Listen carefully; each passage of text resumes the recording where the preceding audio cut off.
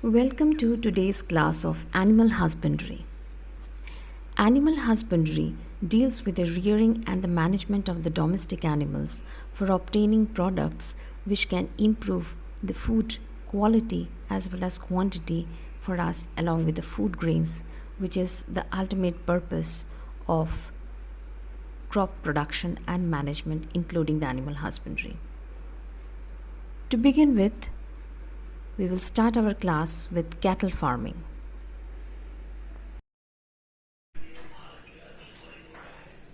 Under this animal husbandry, today we are going to study about cattle farming. Cattle farming is important in the sense that the animal husbandry basically focuses upon the products which are obtained from the animals, which include the milk, meat, eggs and all. So milk and meat, if we talk about the cattle farming, is important in that sense. The cattle population, it can be of many types, but here we are focusing mainly on the cows as well as on the buffaloes. Cow is known as Bos indicus, that is the scientific name of cow, whereas the buffaloes are known as Bos bubalistes. Now, among the cow, mainly the target is made for the female cows who gives us milk. Now, those female populations of the cattle are known as your milch population.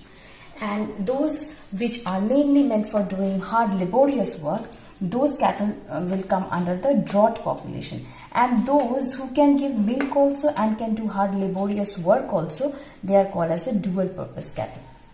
Now, in our India, there are various varieties of cow, like for example Sahiwal, Gir, etc., which are called as your indigenous variety. Now, these indigenous varieties are basically adapted to live in the Indian climatic condition. They are better adapted for the Indian climatic condition. Whereas if we see the exotic variety cows, this includes your brown Swiss, Jersey, etc. Now these cows can give a lot amount of milk compared to that of the indigenous variety, but they are not well acclimatized with our Indian climatic condition. So what could be the possible thing which we can do to improve the milk quality in our country? That is by means of the process which is called as your artificial insemination. What is this term artificial insemination? It means collection of semen from an elite bull and putting it into the uterine tract of a female so as to get a desirable offspring which can give us high milk, and as a result our food production can be improved. Now, artificial insemination, there are various advantages for that. In case of natural insemination, we have to select a cow and the bull of the good quality and then let them mate by themselves. But in case of artificial insemination, we can just collect the semen of an elite bull, and that single bull's semen is capable of impregnating at least 3,000 cows at a time. So it is quite convenient. Semen can be stored in the semen banks, and they can be transported easily also. So, and it is done very hygienically by the officials who are doing or who are undertaking this process. So that is why artificial insemination is much more advantageous than that of the natural process of breeding among the cows. Now, what qualities are kept into account for doing this process of artificial insemination or crossing between the cows is that called the lactation period. The first one has to understand what is lactation period. Lactation period means the time period between the giving birth of a child, that is the calf, and the next pregnancy. That duration of time is called as a lactation period, that is the milking time. Now, the more the lactation period is in a cow, the more is the milk yield. So, keeping that thing in mind, the crosses are made between the indigenous variety and that of the exotic variety. Like for example, if a cross is made between Sahiwal and that of your brown Swiss, now in that case we will get a hybrid which is called as your currant Swiss. It is called as your currant Swiss. Now, what does it mean, this currant Swiss? It has a quality of Sahiwal cow as well as it has a quality of brown Swiss, that means a Swiss cow. And this will be a cow which has a long lactation period duration, as well as it will be well acclimatized with our Indian climatic condition. So that is the advantage of artificial insemination, and the lactation period can be this way improved. Next, care of the cattle.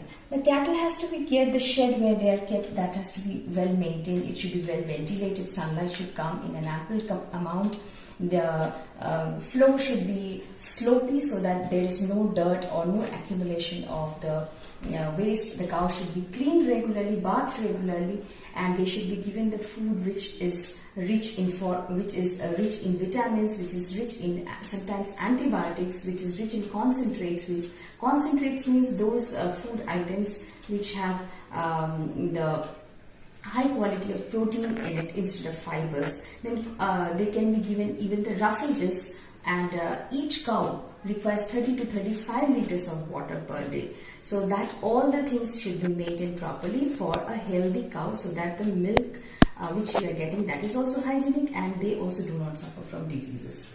Now, diseases of cattle. In spite of so much of care of the cattle also suffer from diseases. Some of the common diseases are your cowpox, anthrax, foot and mouth diseases. Now, this can be overcome by means of vaccination or by means of giving them the antibiotics. So, this way, if we follow all the steps for the cattle farming, then definitely the milk production, which is the ultimate target from the cattle population, can be increased. Poultry, rearing up of birds like hen and duck. The next in animal husbandry is poultry farming. Now, why this poultry farming is important in the sense is that human beings' diet requires protein, and protein-rich diet we get from the animals, especially from the egg and the meat. The word poultry has been derived from a French word which is called poultry. The meaning of that the meaning of that poulter word means chicken. So from there the word poultry has been derived. Now, poultry farming comprises again two categories of hens which are raised up basically. A group which is called as your layers, they are raised up to 20 weeks, and then they start giving the eggs. Whereas the broilers, which are mainly meant for giving the meat, they are raised up to 6 to 7 weeks. Why they are raised up to 6 to 7 weeks? Because if they are raised more than that, then their meat becomes fibrous, which is not tasty at all. So that is why the broilers are raised up to 6 to 7 weeks. Their weight is achieved up to 700 grams to 1.5 kgs, and then they are sold in the market. Whereas the layers, they are raised up to 20 weeks, and then they start laying the eggs. Now, just like the cattle farming, the poultry farming also has the animals which are totally Indian. We call them as your indigenous variety. One such indigenous variety is Asil, another one is Chittagong. Like this, so many are there. Similarly, exotic variety hens are the one which is obtained from foreign. They are of the foreign origin. Like for example, white leghorn, Rhode Island red, etc. Now, these exotic varieties of hen, their egg size is large, shell quality is good, protein content is good compared to that of the Indian hen, and their quantity is also much more compared to that of the indigenous variety hen. Next, what we have seen in case of cattle is the hybrid variety. Similarly, in case of hen also, we get the crossbreeds by means of hybridization. Hybridization is a process in which the superior quality animal is selected both from the indigenous variety and from the exotic variety, and they are crossed together so as to get the good qualities in the offspring. And as a result of it, we can get good quality of meat as well as the good quality of egg, as well as the number of the eggs will also improve. That is the purpose of hybridization, which is done by means of this crossbreeding techniques. That is either by means of the indigenous to superior quality indigenous varieties, or sometimes indigenous and exotic, or sometimes between exotic and exotic. Two such crossbreeds as a result of hybridization, which is very common in India, is your HH260 and B77. Next comes the care of poultry. Now, care of poultry, the poultry birds are kept in the poultry farm where sufficient space should be there. Because if the animals are lying very close to each other, there is a possibility of transmission of communicable diseases among them. Next is lighting. Proper lighting should be there in the poultry farm. Protein-rich diet. The protein-rich diet is important for both the layers as well as for the broilers. Especially for the broilers, the reason is because if protein-rich diet is given to the broilers, their meat quality is good and their development is good. As a result, the market value is very good. Vitamin enriched diet. Vitamin enriched diet, here two vitamins are mentioned, vitamin A and vitamin K. Both of them are important in improving the egg quality, especially the shells of the eggs of the poultry birds. Last is the diseases of the poultry birds. There are various diseases of the poultry birds, which includes the viral disease, the fungal disease and the bacterial disease. One such viral disease is your runny kale. Fowl pox is also one kind of viral disease. Fowl cholera is a kind of disease which is caused by bacteria in case of poultry birds, and aspergillosis is the kind of disease which is caused because of fungal infection in case of poultry birds. Now these diseases can be overcome in case of poultry birds by the regular application of antibiotics in their diet, as well as by giving them vaccine at the proper time. Fishery. Rearing up of animals like fishes and other aquatic organisms. Next in the animal husbandry is fishery. Now fishery, sometimes it can be a confusing thing for you that fishery means only the rearing and the management of the fishes. It is not like that. Fishery or the fish culture means rearing up of aquatic animals, which includes your fishes, which includes your oysters, which can include your lobsters, etc. So fishery and fish production means where we are culturing the various kinds of aquatic organisms in the water body. Now this is basically done by two methods. One is called as your capture fishery and another one is called as your culture fishery. Capture fishery is in the natural water bodies when the fishes are being captured by the fishermen. That is what is called as your capture fishery. India has a huge coastline of 7,500 kilometers, which can be utilized very well by these fishermen by the help of their trawlers, by the help of their boats with the fishing nets, and also by the latest technologies like the eco sounders or the satellite connections, by means of which the shoal of the fishes can be easily identified in the water body and they can be captured. Culture fishery, on the other hand, focuses on culturing the fishes or the related products in the water bodies. That is what is meant by as your culture fishery, which is done in the ponds or in the tanks by the fishermen. Depending upon the water sources, the fisheries can be broadly classified into two groups: marine fishery and inland fishery. Marine word means which is related to sea or that of the ocean. From the ocean, you know, ocean is a huge stock of the products like the fishes, like the oysters, like that of the lobsters and all. So the products which are obtained from the marine ecosystem, some of them include your pomfrets, eels, bhettkis, hilsas, which are economically very important, and because of the taste and because of their delicacies, they are high in demand. So marine fishery includes those. Inland fishery includes the products which are obtained from the freshwater bodies, like that of the ponds, lakes, like that of your brackish water, where the sea and the river water mixes. That is called the brackish water. So the products which we obtain from those water bodies, they will be coming under your inland fishery.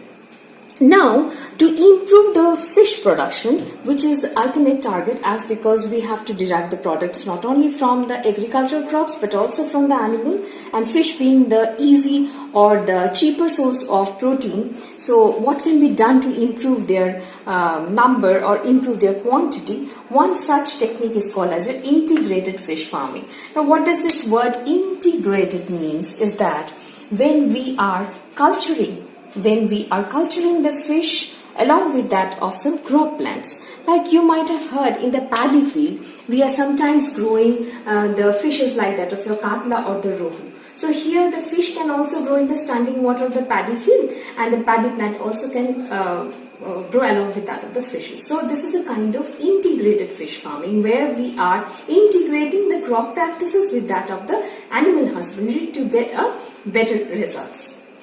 Next is called as your composite fish culture. Composite fish culture. Now composite fish culture is also known as your polyculture.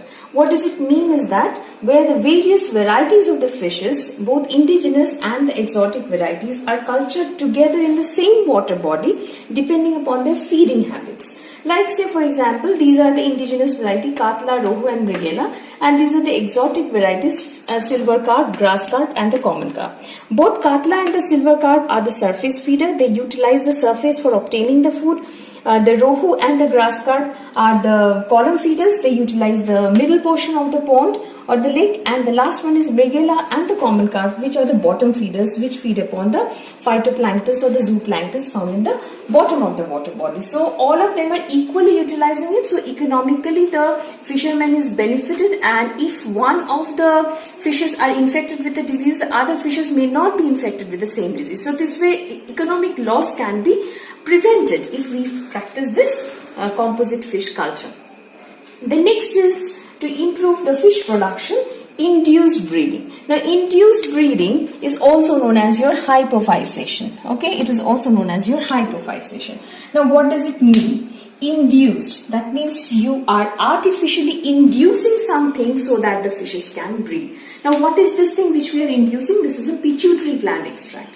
When the pituitary gland extract is induced into female carp and the male carp so that they can grow. Now the natural process of breeding, or they can spawn so that the production of the fish can be again carried on even after the breeding season is over, then we call this type of practice to be the induced breeding or hypophysis. Okay, artificially also it can be done by the help of ova tide or by the help of nova or ova print. These are the artificial hormones which can be induced to the fishes for the breeding purpose. Diseases of fishes. Now diseases of fishes, although it's not discussed in your text, but I am discussing, the reason is because animal husbandry, all the sections the diseases are mentioned. Few of the diseases includes dropsy, gill rot, tail rot. Now dropsy is a bacterial disease of the fish where there is tissue accumulation in the fish's body which may result into even the death of the fish. Gill rot and tail rot, rot means the decomposition which occurs because of the fungal infection in the fishes, which can also be overcome by the application of antibiotics in the water bodies. We have to at first separate the fishes from the water bodies, and then we have to treat them with the help of the antibiotics, or sometimes even the aquarium salt also can be given to these water bodies to prevent them from the diseases. Beekeeping. Rearing up of honeybees to obtain economically important products. The topic animal husbandry will complete by beekeeping, which is known as apiculture. The process of rearing and management of honeybees, that is what is called as your beekeeping or apiculture. This apiculture is done by keeping in mind the products which are of economic importance derived from that of the honeybees. It includes your honey, the bee wax, propolis and bee poison. Honey is important because it has various therapeutic properties. It is used in confectionaries, making up of the food items. It can be even have some applications in making up of your medicines, which are very important as an appetizer or to relieve of a sore throat, etc. Bee wax is of high melting point wax, which is important for making emollients, or it forms a base of certain creams. Propolis is a kind of chemical substance which is secreted by that of the worker bees to repair their beehives. And bee poison is the one which is used for making up of homeopathic medicines or that of the Ayurvedic medicines. Now, like we have seen in case of the other categories of the animal husbandry, that indigenous variety organisms and exotic varieties are there. In case of honeybees also we have indigenous variety honeybees like Apis Serena indica and Apis dorsata. Similarly, exotic variety we have two varieties, that is Apis mellifera, which is called the Italian bee, and Apis adamsoni, which is the African bee. Now out of these two exotic variety, Apis mellifera is well accustomed or acclimatized in Indian climatic condition, and this bee is cultured in a huge proportion. The reason is because of its well behaved attitude. The bee does not stings much, and the honey flow is huge, so economically it is important, and it is also a sort of disease resistant variety. So because of this nature of Apis mellifera, that is the Italian bee, it is widely in cultivation now in Indian climatic condition. Diseases of honeybee. Like there are the diseases of the other organisms, the honeybees also suffer from the diseases. Two most common diseases found in case of honeybees include your brood fowl disease and nosema disease. Now the honeybees, the honey which we obtain from there also depends upon the pasturage or the flowers which are surrounding the apiary or the place where this apiculture is being done. So in this way the crops are also benefited because the pollination can be done by the honeybees, and the honeybees also get a free flow of nectar for the increased production of the honey, which is our ultimate target.